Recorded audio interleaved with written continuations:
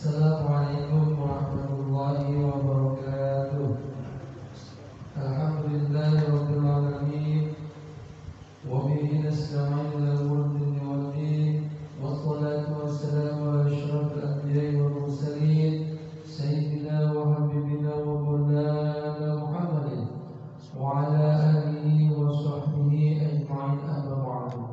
Syukur alhamdulillah senantiasa kita panjatkan kepada Allah Subhanahu wa taala atas karunia dan nikmatnya, terutama nikmat iman wal Islam, nikmat sehat walafiat, nikmat panjang umur, juga nikmat kesempatan, sehingga pada pagi hari ini kita masih menunaikan kewajiban kita, yaitu sholat subuh secara berjamaah dan dilanjutkan dengan kajian. Sholawat dan salam terutama kita sanjungkan kepada baginda kita Nabi Muhammad SAW, keluarga, sahabat, serta umat Islam yang istiqomah dengan sunnah-sunnahnya.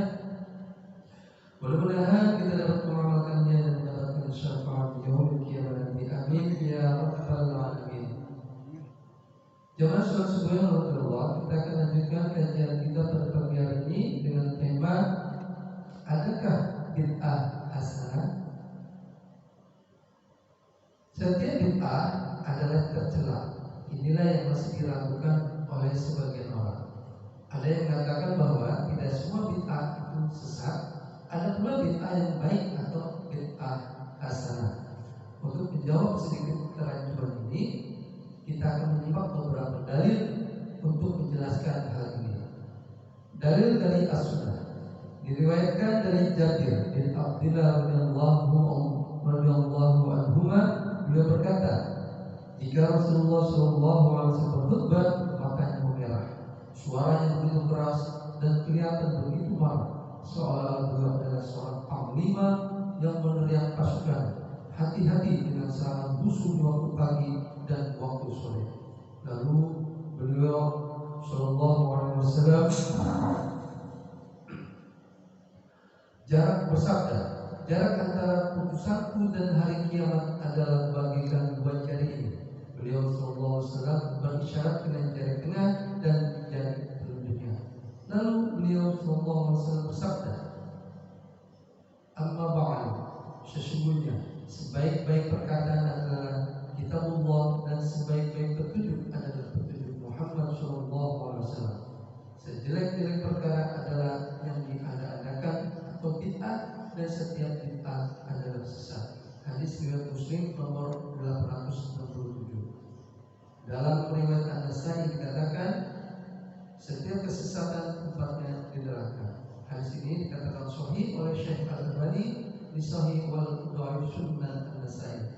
Diriwayatkan dari Al-Irbad bin Syariyah radhiyallahu anhu, dia berkata, kami sholat bersama Rasulullah SAW pada suatu hari, kemudian beliau mendatangi kami, lalu beri nasihat yang begitu menyentuh, yang membuat air mata ini bercucuran dan membuat hati ini bergetar kaku. Lalu ada yang mengatakan, wahai Rasulullah, sepertinya ini adalah nasihat perpisahan.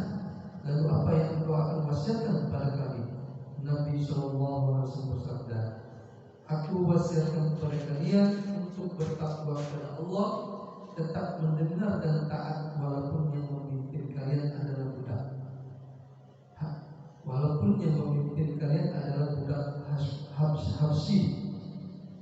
Karena barang siapa yang hidup di antara kalian setelahku, maka dia akan melihat perselisihan yang banyak. Oleh karena itu, kalian wajib berpegang pada sunnahku dan sunnah khulafaur rasyidin yang mendapat petunjuk. Berpegang teguhlah dengannya dan gigitlah ia dengan gigi geraham kalian. Hati-hatilah dengan perkara yang diadakan, karena setiap perkara yang diadakan adalah bid'ah dan setiap bid'ah adalah sesat. Hadis riwayat Abu Daud dan Tirmidzi dikatakan sahih oleh Syekh Al-Albani dalam Sahih wa Dhaif Sunan Abu Daud dan Sahih wa Dhaif Sunan Tirmidzi. Dalil perkataan sahabat Ibnu Abbas radhiyallahu anhu berkata, setiap tahun ada saja orang yang membuat bid'ah dan mematikan sunnah, sehingga yang hidup adalah bid'ah dan sunnah pun mati. Diriwayatkan oleh At-Tabrani dalam Al-Muzam Al-Kabir. Al-Haslami mengatakan dalam Majmu'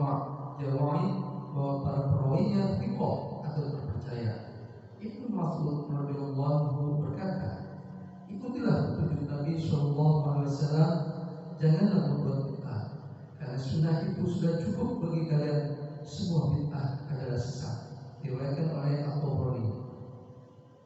Itulah berbagai dalil yang menyatakan bahwa setiap bid'ah itu sesat. Bid'ah yang terpuji. Ini ada kerancuan.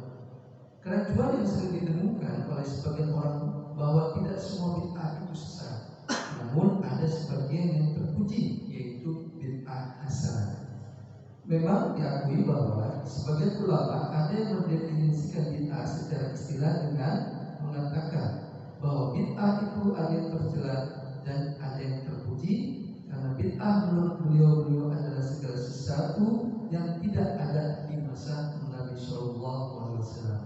Sebagaimana hal ini dikatakan oleh Imam Syafi'i dari Rahmalah bin Yahya, beliau rahimahullah berkata, bid'ah itu ada dua macam, yaitu bid'ah yang terpuji dan bid'ah yang tercela. Lihat Hilyatul Awliya dalam kitab Al-Mudi di negara Beirut, Asyamil, dan lihat Fathul Bahri halaman 20 atau garis miring 330. Beliau rahimahullah berdalil dengan perkataan Umar bin Al-Khattab tatkala mengumpulkan orang-orang yang melaksanakan sholat tarawih. Umar berkata, sebaik-baiknya bid'ah adalah ini. Hadis riwayat Bukhari nomor 2010. Pembagian bid'ah semacam ini membuat sebagian orang rancu dan salah paham. Akhirnya sebagian orang mengatakan bahwa bid'ah itu ada yang baik, bid'ah hasanah, dan ada yang bid'ah tercela. Sehingga untuk sebagian perkara bid'ah seperti merayakan maulid atau sholat isya Syaban yang tidak ada dalilnya atau pendalilnya kurang tepat, mereka membid'ahkan mereka ini dengan mengatakan ini kan bid'ah yang baik. Padahal kalau kita melihat kembali dalil yang telah disebutkan di atas, baik dari sabda Nabi Sallallahu Alaihi Wasallam maupun perkataan sahabat, semua riwayat yang ada menunjukkan bahwa bid'ah itu tercela dan sesat. Oleh karena itu perlu sekali membaca sekalian sedikit dari bawaannya agar dapat mengetahui hakikat bid'ah yang sebenarnya. Sanggahan terhadap kerancuan. Perlu diketahui bersama bahwa sabda Nabi SAW sesungguhnya sejelek-jeleknya perkara adalah perkara yang diada-adakan di dalam agama.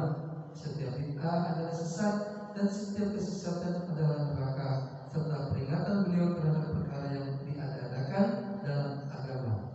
Semua ini adalah dalil tegas dari beliau Sallallahu Alaihi Wasallam. Maka tidak boleh seorang pun menolak kandungan makna berbagai hadis yang mencela setiap bid'ah. Barang siapa menentang kandung makna hadis tersebut, maka dialah orang yang hina. Iqtida siratal mustaqim, taklid Dr. Nasir Abdul Karim. Tidak boleh bagi seorang pun menolak sabda beliau Sallallahu Alaihi Wasallam yang bersifat umum yang menyatakan bahwa setiap bid'ah adalah sesat, lalu mengatakan tidak semua bid'ah itu sesat. Perlu dipahami bahwa lafaz kullu artinya semua pada hadis, wa kullu bid'atin dhalal, setiap bid'ah adalah sesat. Dan hadis semacamnya adalah bahasa dikenal dengan lafaz umum. Asy-Syafi'i mengatakan para ulama memaknai hadis tersebut di atas dengan keumumannya, tidak boleh dibuat pengecualian sama sekali.